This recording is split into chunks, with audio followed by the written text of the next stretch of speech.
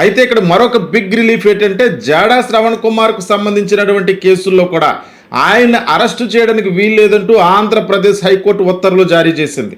అంటే ఆకివీడులో, ఏలూరులో జాడా శ్రవణ్ కుమార్పై ఒక 2 కేసులు పెట్టించారు ఆ ఏపీ డిప్యూటీ స్పీకర్ రఘురామకృష్ణరాజు గారు.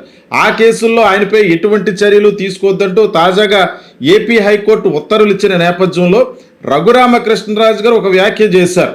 అంటే జూన్ 3వ తారీఖు లోపు ఆంధ్రప్రదేశ్ ఉప ముఖ్యమంత్రిపై వ్యాఖ్యలు చేసిన వారిని అరెస్టు చేసినట్టే ఈ ఆంధ్రప్రదేశ్ డిప్యూటీ స్పీకర్గా ఉన్నటువంటి నాపై వ్యాఖ్యలు చేసినటువంటి జాడా శ్రవణ్ కుమార్ను కూడా అరెస్టు చేయాలి. ఒకవేళ ఆయన అరెస్టు చేయకపోతే ఈ ప్రభుత్వం మంచి ప్రభుత్వం కాదు అంటూ ఆయన కొన్ని వ్యాఖ్యలు చేశారు.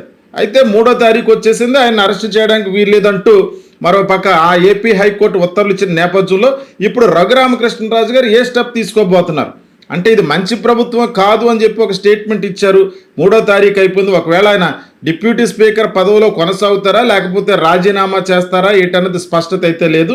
అయితే మరొక పక్క మొన్న దళిత క్రైస్తవ సమర శంఖారావం పేరుతో ఏలూరులో జరిగినటువంటి మీటింగ్లో రఘురామకృష్ణరాజు వ్యవహార శైలిని ఎంటగడుతూ జాడా శ్రవణ్ కుమార్ చేసినటువంటి వ్యాఖ్యల నేపథ్యంలో అంటే ఆయన నాలిక కోస్తానంటూ అలాగే ఆయన రాజకీయ సమాధి చేస్తానంటూ చేసిన వ్యాఖ్యలపై తోట ఫణి అనేటువంటి వ్యక్తి ఏలూరులో అలాగే ఆకివీడిలో ఒక వ్యక్తి ఇద్దరు వ్యక్తులు ఆయనపై కేసులు నమోదు చేయడం జరిగింది. కేసులు పెట్టడంతో ఆయన అరెస్టు చేస్తారని భావించిన ఏపీ హైకోర్టు తాజాగా ఇచ్చిన ఉత్తర్వులతో ఆయనకు బిగ్ రిలీఫ్ లభించిందని చెప్పుకోవచ్చు.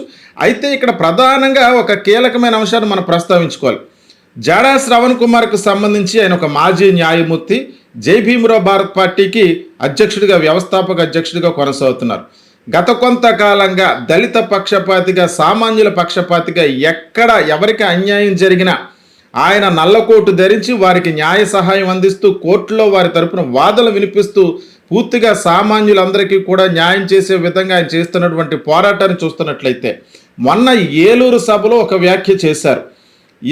జై భీమరావు భారత్ పార్టీ అధ్యక్షుడు జాడా శ్రవణ్ కుమార్ తాలూకాని మీరెప్పుడు కాలరెత్తుకు చెప్తారంటూ ఆయన చేసినటువంటి వ్యాఖ్యను చూసినట్లయితే ఈరోజు ఆయన చేస్తున్న పోరాటం ప్రశ్న రావణ్కు సంబంధించి ఆయన అరెస్ట్ చేసినప్పటి నుంచి కూడా ఆయన ఎన్ని పోలీస్ స్టేషన్లకి అయితే తిప్పారో పిఠాపురం పోలీస్ స్టేషన్ కావచ్చు లేకపోతే కాకినాడ సర్పవరం పోలీస్ స్టేషన్ కావచ్చు అక్కడి నుంచి ఇప్పుడు మచిలీపట్నం పోలీస్ స్టేషన్ కావచ్చు ఏ పోలీస్ స్టేషన్కి తిప్పినా ఆయనపై 100 కేసులు వేసినా నేనున్నానంటూ ప్రతి చోట ఆయనే పర్సనల్గా అటెండ్ అయ్యి ఎప్పీరై ఆయన తరపున వాదనలు వినిపించి ఆయనకు బెయిల్ వచ్చే విధంగా బయటకు తీసుకొచ్చి ఒక కమిట్మెంట్ ఉన్నటువంటి లీడర్గా ఆయన వ్యవహరించినటువంటి తీరును నిజంగా ఈ దళిత సామాజిక వర్గాల్లో ఉన్నటువంటి ప్రతి ఒక్కరూ కూడా హర్షించాలని చెప్పవచ్చు.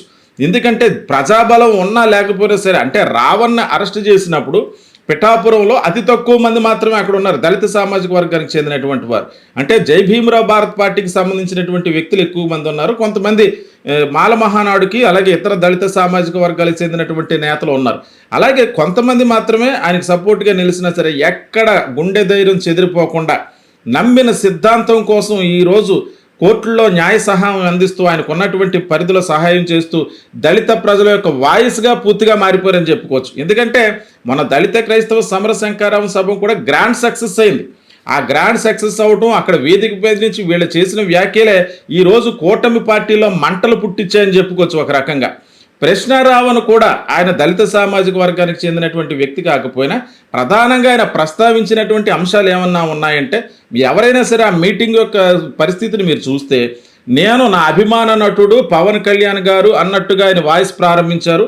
పవన్ కళ్యాణ్ యొక్క స్లాంగ్ ఏ రకంగా ఉంటుందో దాన్ని అనువదించుకుంటూ ఆయన మాట్లాడుతూ పిఠాపురం నియోజకవర్గంలో దళితుల యొక్క సమస్యలపై ఒక రాజీ లేని పోరాటం చేసినట్టుగా ఆయన గతంలో ఇక్కడికి ఈ నియోజకవర్గంలో పర్యటించి ఇక్కడ జరిగినటువంటి సమస్యలు ఎత్తి చూపించారు. ముఖ్యంగా మల్లాం అనేటువంటి గ్రామంలో జరిగినటువంటి సాంఘిక బహిష్కరణ, అక్కడ కొంతమంది దళితులను సోషల్ బాయ్కట్ చేశారు ఆ సంఘటన నిమిత్తం. అలాగే పిఠాపురం నియోజకవర్గంలో కొంతమంది విద్యార్థులు వివక్షకు గురయ్యారు. ఒక స్కూల్లో ఎండపల్లి అనేటువంటి స్కూల్ అంటే అక్కడికి వెళ్ళి ఆ స్టూడెంట్స్తో మాట్లాడి వాళ్ళ తల్లిదండ్రులతో మాట్లాడి ఆ విషయాన్నంతా కూడా వెలుగులో తీసుకొచ్చారు.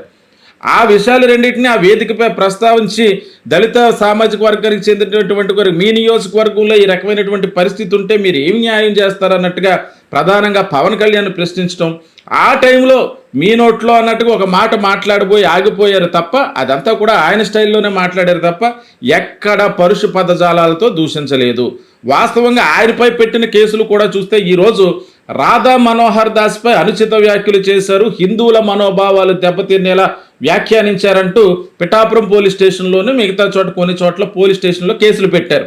మరి రాధా మనోహర్ దాస్ ఏ రకమైనటువంటి వ్యాఖ్యలు చేస్తాడు? అతను క్రైస్తవుల గురించి కానీ ముస్లిమ్స్ గురించి కానీ చేసే వ్యాఖ్యలు అవి అర్ధరహితమైనటువంటి వ్యాఖ్యలు కదా, అవి ఎతటి వాళ్ళ మనోభావాలు కించపరిచేవి కదా. అదేవిధంగా ఈ రఘురామకృష్ణరాజు ఆకివీడిలో చేసినటువంటి సంఘటన ఎంత ఘోరాతి ఘోరమో అందరికీ తెలిసిందే. అక్కడ ఉన్నటువంటి ఒక సామాజిక వర్గాన్ని, ఒక మతాన్ని కించపరుస్తూ మేకులు కొట్టి 2 చెక్కలు 3 మేకులు అంటూ ఆయన కూడా యేసుక్రీస్తు గురించి కొద్దిగా అవహేళనగా మాట్లాడినట్టుగా ఆయన చేసినటువంటి వ్యాఖ్యలు, ఈ వ్యాఖ్యలపై చర్యలు తీసుకోవటం లేదు. కానీ ఏదో ఒక మాట అన్నాడని చెప్పి రావణ్ను పట్టుకుని ఈరోజు పోలీస్ స్టేషన్ తిప్పకుండా తిప్పుతూ ఉంటే ఏమైంది? ఎంత రాపిడి జరిగితే అంత నిప్పు పుడుతుంది అన్నట్టు ఈరోజు రావణ్ విషయంలో అతను క్రిమినల్ కాదు, ఆయన రేపిస్టు కాదు, టెర్రరిస్టు కాదు, లేకపోతే మర్డరిస్టు కాదు. కాబట్టే ఆయనకి అన్ని కేసుల్లో కూడా బెయిల్ లభించింది. ఎందుకంటే వాస్తవానికి మత విద్వేషాలు రెచ్చగొట్టే విధంగా మాట్లాడాడు అన్నట్టుగా కాకినాడ పోలీస్ స్టేషన్లో పెట్టిన కేసు కావచ్చు, లేదంటే అక్కడ ఉన్నటువంటి స్టూడెంట్స్ యొక్క పరిస్థితిని వెలుగులోకి తీసుకొస్తే అక్కడికి వెళ్ళి విద్వేషాలు రెచ్చగొట్టాడు అన్నట్టుగా విద్యార్థుల యొక్క అంశంపై పెట్టినటువంటి కేసు కావచ్చు. ఇవన్నీ కూడా కావాలని కక్ష సాధింపులో చర్యలో భాగంగానే ఆయన అన్ని పోలీస్ స్టేషన్లో కేసు నమోదు చేసి ఆయన తిప్పుతా కూర్చో ఉంటే ఈరోజు రావణ్ పరిస్థితి ఎలా ఉందంటే నిజంగానే ఈ ఆంధ్రప్రదేశ్కి జనసేన పార్టీకి నిజంగా రావణాసురుడు అయిపోవడం అన్నట్టుగా మారిపోయింది. అలాగే మరొక పక్క జాడా శ్రావణ్ కుమార్కి సంబంధించినటువంటి అంశంలో ఆయనకు కూడా అరెస్టు చేయడానికి వీలేదంటూ హైకోర్టు ఉత్తర్వులు ఇచ్చినటువంటి నేపథ్యంలో తరువాత రావణ్ను మళ్ళీ అరెస్టు చేసి ఏ పోలీస్ స్టేషన్కైనా తరలించే అవకాశం ఉందా అంటే ఏలూరు పోలీస్ స్టేషన్కి తరలిస్తారన్నటువంటి వార్తల నేపథ్యంలో ప్రస్తుతానికి అటువంటి సంఘటన అయితే జరగలేదు. ఆయన బెయిల్పై విడుదలైనట్టుగా తెలుస్తుంది. అయితే ప్రస్తుతానికైతే ఆయనకి ప్రాణహాని ఉంది. జనసేన పార్టీ కార్యకర్తల నుంచి పోలీస్ స్టేషన్లు గోడలు కూడా దూకి ఒక చట్టబద్ధమైనటువంటి